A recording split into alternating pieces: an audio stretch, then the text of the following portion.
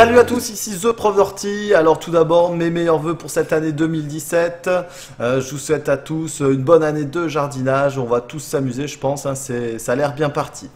Alors, pour cette année, je vais commencer mon premier tuto sur la reconnaissance des arbres fruitiers. Alors les arbres fruitiers, on va exactement en voir 10, et 10 pour moi qui sont tout bénéfiques dans votre jardin. On va parler du pommier, du poirier, du framboisier, des groseilliers, etc. etc. Alors l'important ici, c'est de bien sélectionner, bien choisir la variété qui va pousser dans son jardin. Alors pour ça, vous allez voir les voisins, vous allez voir en mairie, vous allez voir des regroupements de jardiniers qui vont vous permettre justement de trouver, de cibler vraiment la variété qui va se développer chez vous. Alors ici dans le nord de France, on a de la chance d'avoir un super conservatoire des vieilles variétés. Alors là-bas c'est vraiment Byzance, hein. On va commencer donc par un petit sujet que j'apprécie énormément, c'est le pommier. Pommier, donc la famille des rosacées. Alors son genre c'est Malus et ici son espèce c'est Hybrida ou Domestica parce qu'on va retrouver énormément de variétés, environ 20 000. Alors ce pommier, bon si on regarde un petit peu plus en détail au niveau de ses caractéristiques, la feuille de ce pommier est ovale, vert foncé au-dessus et vert clair en dessous. D'accord. La fleur typique des rosacées, donc ici blanche, parfois légèrement rosée, d'accord. Et forcément, après la fécondation, après la pollinisation, on va avoir donc le fruit qui va nous donner cette fameuse pomme hein, qui est si convoitée. Alors, en choisissant bien vos variétés, vous allez pouvoir conserver donc vos pommes de septembre jusqu'à quasiment la mi-mars, la mi-avril. Hein. Là actuellement, j'ai encore la moitié de mon stock en pommes hein, pour terminer l'année tranquillement. Mais il faut choisir ces variétés et trouver des variétés qui vont être précoces, qui vont être tardives, etc. etc. Alors, la hauteur 4 à 8 mètres, alors ça veut tout et rien dire. 4 mètres si vous choisissez des bastiges, donc qui sont greffés plutôt en bas, d'accord, à 30-40 cm. Et 8 mètres environ si vous choisissez des variétés hautes tiges, donc qui sont généralement surgreffées. Vous avez une première greffe basse et après une greffe haute à 1,80 m, 2 mètres. Le diamètre, bon pareil, hein, c'est plus ou moins, donc on est à 6-8 mètres, d'accord. 8 mètres partez sur des variétés hautes tiges et 6 mètres c'est plutôt sur de la basse tige. Floraison donc blanche, rouge et rosée, et ici c'est un feuillage qui est caduc. Alors caduc, pour ceux qui ne connaissent pas encore, c'est des sujets qui vont perdre leurs feuilles donc en période hivernale, c'est-à-dire avec la chute des températures et qui vont les revoir apparaître au printemps. Donc voilà ce pommier. Ensuite, on va voir le poirier. Donc pareil, hein, c'est assez sympa ces petits poiriers. Vous allez pouvoir sélectionner pas mal de variétés. Il y en a environ 15 000. Le genre c'est Pyrrhus, Hybrida ou Domestica. La floraison, eh ben, si on regarde la famille c'est Rosacées. Et la floraison c'est typique, hein, c'est la typique des Rosacées. Hein. Alors, ce pommier, ben pareil, vous allez avoir plusieurs types de greffes. Des greffes hautes et des greffes basses qui va permettre de jouer sur la hauteur de votre végétal. 4 à 10 mètres. Le diamètre ici, c'est 6 à 8 mètres en moyenne. Ça peut être un petit peu plus pour les vieux sujets, un petit peu moins forcément pour les bastiges. Floraison, la même chose que pour nos pommiers, blanche, rouge et rosée. Et toujours un feuillage caduc. Rentrons un petit peu dans le détail. Alors, pour différencier déjà un pommier qu'on peut voir ici et un poirier ici, en fait, au niveau de l'écorce, elle est légèrement jaunâtre. D'accord, crénelé et jaunâtre, ce qui va vous permettre de faire vraiment cette différence. Ensuite, le feuillage, pardon, ici est moins duveteux. Il est plus lisse avec des feuilles qui sont légèrement plus petites. Et après, bon, forcément, l'identification pendant la fructification, et ben, c'est tout simplement, on observe l'apparition de poires, d'accord, qui sont voilà, indifférenciables par rapport, enfin différenciables, j'ai des bêtises en plus par rapport à notre pommier. Voilà, donc Pyrrhus, Hybrida. Ensuite, on a le cerisier. Alors pareil, des cerisiers, il y en a beaucoup. Famille des rosacées encore une fois. Donc la fleur va être quasiment similaire à celle-ci. Hein, d'accord. Toujours en grappe. Ici, je vous ai mis le Prunus avium, mais on a pareil d'autres variétés. Et pareil, ça va être des variétés qui sont greffées. Alors généralement, c'est greffé en tête sur les hautes tiges, hein, vu qu'on va retrouver principalement ça. Mais vous avez parfois des greffes au pied sur certains sujets. Hauteur 8 à 12 mètres. diamètre 6 à 8 mètres et un feuillage toujours caduc. La floraison, en fonction des variétés, va être blanche ou rosée. Alors le fruit, vous savez que ça fait plaisir à de nombreux oiseaux, d'accord. Donc après à vous de sélectionner des variétés qui vont être hâtives ou tardives. Ici j'ai remarqué que les variétés tardives sont moins attaquées que les variétés précoces. Donc à vous de jumeler ou à vous de trouver une petite parade pour lutter contre ce petit fléau. Au niveau de la feuille, c'est une feuille qui est un peu plus allongée que celle du pommier et du poirier, qui est caractéristique, qui est légèrement rouge. Au niveau du tronc, c'est pareil, il va être un peu plus rougeâtre, avec des petites verrues dessus. Voilà. Alors, on connaît tous les cerisiers en fleurs. C'est assez spectaculaire. Pareil, c'est une plante qui est extrêmement mellifère, comme le poirier et les pommiers qu'on a vu juste avant. Donc c'est des variétés voilà, qui sont assez intéressantes pour rencontrer de nombreux pollinisateurs. Voilà, le cerisier ici. Là, on va avoir le cognacier. Alors cognacier qui va nous donner ce fameux coin là qu'on repère ici.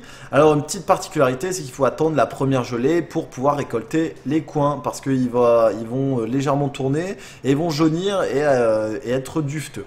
La fleur, pareil, typique des rosacées, mais qui est un peu plus intéressante, je trouve, plus jolie que celle du pommier et du poirier. Alors c'est des petites variétés ici, donc je vous ai mis la Sidonia vulgaris, qui est son nom latin.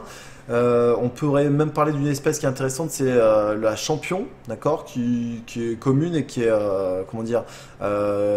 qui est non sensible à certaines maladies comme la tavelure et l'oïdium. Hauteur ici 4 à 6 mètres, donc on voit bien que c'est des petits sujets. Diamètre 3 à 5 mètres, floraison blanche et rosée. Alors la champion c'est une rosée et blanche vous avez la vulgaris traditionnelle. Il faut savoir que le cognacier, si vous plantez un pépin de cognacier, ça va vous donner donc un porte-greffe pour les poiriers. D'accord. Donc gardez précieusement vos petits pépins qui vont vous permettre de faire des greffes sur vos poiriers, qui va donner plutôt des hautes tiges. Toujours un arbre caduc ici, donc qui va perdre ses feuilles en période hivernale à la fin de l'automne. Voilà pour le cognacier. Le cassis, pareil, un de mes fruits préférés aussi, le Ribes nigrum. Alors Ribes nigrum, nigrum comme noir ici, le cassis, c'est le fruit noir. Ensuite, caractéristique, c'est l'odeur pour le différencier, mais aussi sa feuille qui va être un peu plus grosse que celle que le groseillier. Au niveau de l'inflorescence, c'est identique, d'accord. Et au niveau de la hauteur et du diamètre, c'est quasiment pareil, identique que la groseille. C'est un feuillage caduc, donc actuellement il n'y a rien du tout.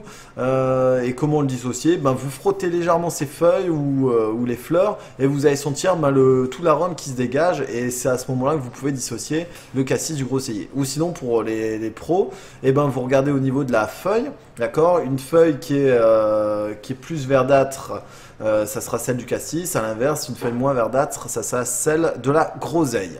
Donc Ribes nigrum, et là c'est la famille des grossulariacées.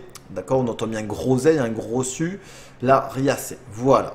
Que dire d'autre? Écoutez, on peut faire de la confiture, on peut faire du kir, on peut faire de l'alcool, il y a pas mal de choses à faire. Les feuilles, vous pouvez les conserver, les faire sécher pour faire des infusions, ça a plein de propriétés. Voilà, et la fleur qui est intéressante pour certains petits butineurs. Voilà pour le cassis. Et ici, forcément, on va avoir le groseillier. Alors, le groseillier, Ribes rubrum, rubrum comme rouge, d'accord. La groseille ici est rouge. La fleur reste identique. La feuille, alors ici, on s'en rend pas compte, mais elle est légèrement plus petite et un peu plus jaune. Hauteur, diamètre, floraison et feuillage, c'est la même chose. Toujours la même famille également, grossulariacées. Ceux-là, vous les plantez assez serrés au final, d'accord, et vous recépez tous les 4 à 5 ans en alternant pour avoir tout le temps du fruit à la maison. Voilà pour le groseillier. Le pêcher, une plante intéressante, enfin un arbre intéressant, même arbuste, pardon, famille des rosacées. C'est un, c'est un sujet qui fleurit très tôt, courant mars. C'est une des premières fleurs visitées de la famille des rosacées chez les abeilles dans le nord. Prunus persica, persica de Perse. Alors, attention à la chlorose, donc c'est des feuilles qui vont se recroqueviller sur elles-mêmes. C'est dû à un champignon dans le sol, donc il va falloir faire attention à ça. On peut préparer de la décoction de prêle, on peut y mettre de l'argile, un peu, de bouillie bordelaise, modérément, voilà, pour éviter cette cloque du pêcher. Sinon, hauteur, diamètre, c'est quasiment identique, hein. On est sur un arbre qui va être aussi haut que large. 4 et 4. Floraison rose et feuillage ici il est caduc, donc il perd ses feuilles. Alors pareil, vous pouvez récupérer les feuilles pour les faire en infusion. C'est assez intéressant pour ses nombreuses vertus. Floraison rose qui est assez sympa aussi en période comment dire, de début printemps. Attention aux gelées précoces, hein, qui peuvent nuire à la fructification. Pardon. Voilà, mais c'est absolument possible d'avoir ça par chez nous. Il faut bien choisir sa variété et faire attention surtout à la cloque du pêcher, Prunus persica. L'abricotier. Alors pareil, hein, les abricots, donc c'est une rosacée, on repère bien cette fleur, pardon. Une feuille ici qui va être à tendance arrondie, qui ressemble légèrement à celle du tilleul, un petit peu dentée sur le côté. L'abricot, bah ça pareil, hein, je vous parle pas, vous connaissez tous ce fruit. Qu'est-ce qu'on peut dire encore? Son nom latin tout simplement, Prunus armeniaca, donc en gros ça serait Prunus d'Arménie, qui est assez intéressant pour avoir des fruits qui diffèrent dans son jardin. Hauteur et diamètre, c'est des petits sujets, d'accord, qui sont extrêmement mellifères. Une floraison qui est toujours rose ici et qui a un feuillage caduc, donc il perd toujours ses feuilles. Pareil, les feuilles peuvent être récupérées pour être mis en tisane. Donc vous voyez déjà là on en a vu beaucoup, hein. Donc abricotier, Prunus armeniaca. Un sujet intéressant également, d'accord, d'ailleurs on en a mangé beaucoup pendant ce Noël avec les figues sèches. Donc c'est le figuier, famille des moracées, d'accord, exactement comme le Ficus benjamina, le ficus que l'on a dans la maison. Ficus carica ici, voilà. Qu'est-ce qu'on peut dire sur ce ficus? Alors hauteur et diamètre entre 6 et 8 mètres pour la hauteur et un diamètre qui fait entre 6 et 8 aussi, hein, j'aurais pu mettre. Floraison blanche et jaune qui est qui est assez pas extraordinaire ni spectaculaire, mais c'est une petite floraison, on va dire ça comme ça. C'est un arbre qui est caduc, hein, donc toujours on perd ses feuilles, avec une caractéristique, c'est qu'il est multilobé et vraiment bien, comment dire, partitionné, on va dire ça comme ça. Donc on a un lobe ici, un deuxième, 3, 4, 5 lobes, avec une feuille qui est très verdâtre et assez grande au final. Les fruits poussent sur des petits bourgeons, d'accord, sur des petits boutons même, sur les extrémités de branches principalement. Voilà pour le figuier. Le framboisier. Et on terminera par ça. Donc le framboisier, c'est toujours la famille des rosacées. C'est le genre donc Rubus idaeus. Hauteur 1,50 m en moyenne. Hein, attention les variétés. Pour un diamètre, j'ai mis X parce que ça s'étend en fonction de comment vous allez travailler sur vos framboisiers. Floraison blanche qui est très mellifère. Et feuillage donc toujours caduc. Alors la méthode de multiplication ici de ce framboisier, ça va être le bouturage ou alors l'apparition de petits boutons, donc de petits drageons au sol que vous allez devoir diviser. C'est les plus simples, hein, pour moi. Alors ce framboisier, donc Rubus idaeus, va vous donner des framboises sur 2 périodes si c'est remontant, d'accord, mais principalement en période estivale si vous avez des variétés non remontantes. Attention à la prolifération pour certaines variétés, d'accord, donc si vous avez le framboisier sauvage, attention aussi au ver de la framboise également. Et aux maladies, il n'y a pas tellement de choses, hein, parce que c'est une plante qui est endémique, hein, qui est assez bien acclimatée par chez nous. Voilà ici pour le framboisier, donc Rubus idaeus. Alors, donc là ici, on a vu une dizaine de fruitiers, d'accord. Je vous propose maintenant de changer un petit peu la séance, entre guillemets, pour vous proposer votre co à vous. Alors, bon ça ici, on a tous repéré le fruit, donc une feuille allongée, dentée, famille des rosacées, on est tombé sur le pommier. Ici, pareil, hein, la première chose, c'est l'identification du fruit, la fleur, rosacée.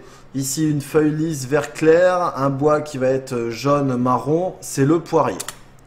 Là, ici, on regarde encore une fois le fruit, petit fruit rouge. Bon, ici, sur la photo, on pourrait confondre avec un autre fruit rouge, mais je pense pas. La floraison, un grand arbre. Ici, une feuille qui est pareil, allongée, légèrement dentée. Un tronc rouge marron, c'est le cerisier. un fruit particulier, si on l'a pas deviné, c'est pas grave.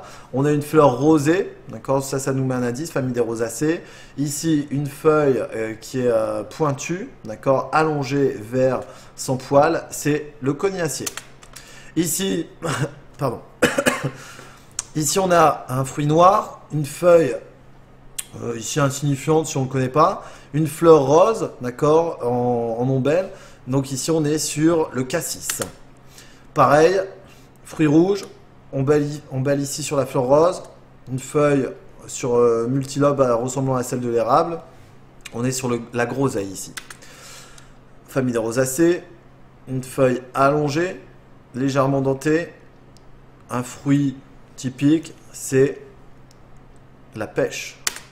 Là ici, une feuille ronde qui ressemble à celle du tilleul, famille des rosacées roses. Ici, le fruit est identifiable facilement, c'est l'abricot. Feuille multilobée, le fruit traditionnel, un fruit sec, 1, 2, 3, 4, 5 lobes, un grand arbre, d'accord, 6 par 6, c'est le figuier. Et enfin, pour terminer, multitude de feuilles, d'accord, un paripenné, floraison blanche, d'accord, fruit rouge traditionnel, c'est la framboise. Voilà à tous, j'espère que cette petite reco donc sur les fruitiers vous a plu. Je vous laisse partager et puis découvrir ma chaîne, hein, d'accord. Nous avons pas mal de vidéos qui peuvent vous intéresser. Je vous remercie bien, c'était The Proverty, à très bientôt.